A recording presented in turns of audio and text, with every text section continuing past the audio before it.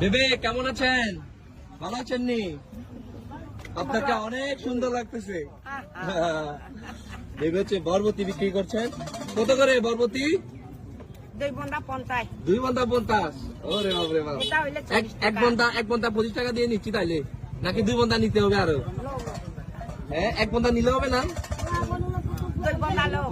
2 বন্ধা খাইতে পারবো না তো এতগুলা, একটাই দিব। আপনাকে অনেক সুন্দর লাগতেছে।